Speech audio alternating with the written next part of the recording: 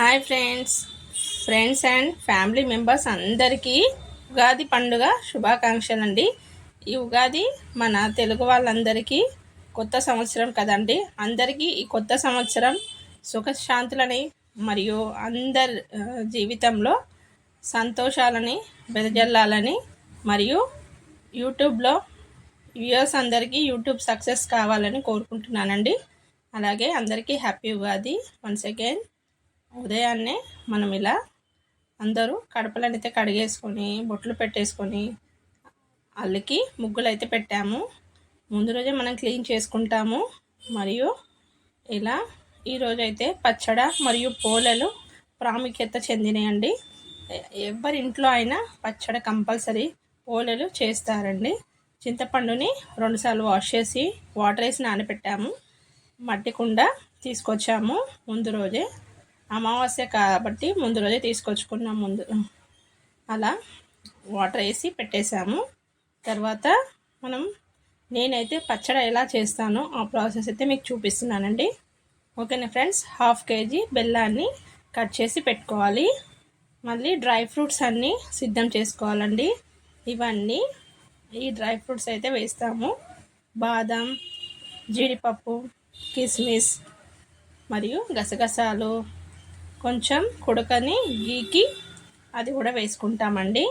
ఎండు కొబ్బరి, ఇవన్నీ అండి, గసగసాలు ఇవన్నీ అయితే రెడీ పెట్టుకోవాలి. అలాగే వేప పువ్వుని మా దగ్గరే చెట్టు ఉందండి, వేప చెట్టు. దాన్ని తుంచేసి పువ్వులన్నీ తీసుకొని ఒకసారి వాష్ చేసుకొని పెట్టుకున్నాను. మామిడికాయ బిగ్ సైజు సన్నగా కట్ చేసుకున్నామండి. ఇవన్నీ అయితే డ్రై ఫ్రూట్స్ రెడీ పెట్టాము. నెక్స్ట్ ఇందులో కొద్దిగా ఉప్పు, మేమైతే కారం ఎప్పుడు వేయమండి. కావాలనుకున్న వాళ్ళు వేసుకోండి, యాడ్ చేయండి. మేము ఎలా చేస్తామో అదే అలా విధంగా చూపిస్తున్నాను. ఓకేనా ఫ్రెండ్స్, ఈ వాటర్ మినరల్ వాటర్ మా ఇంట్లోనే ఉంటాయి కాబట్టి మేమైతే అవే వాటర్ తాగుతామండి. ఓకేనా ఫ్రెండ్స్, ఇప్పుడు చింతపండుని బాగా నానిందండి, ఉదయాన్నే నానబెట్టాం కదా. ఇవన్నీ రాకుండా వాటర్ అయితే బాగా మిక్స్ చేసుకొని వాటర్ వేసుకుంటున్నాను. మనకు సరిపడా 1/2 కుండ అయితే వాటర్ వేసాము. ఇప్పుడైతే గసగసాలు మరియు కిస్మిస్ మరియు జీడిపప్పు, కొద్దిగా జీడిపప్పు ఎక్కువనే, డ్రై ఫ్రూట్స్ ఎక్కువ వేసుకుంటే మనకు బాగుంటుందండి టేస్ట్ కూడా. నెక్స్ట్ వచ్చేసి ఇవి,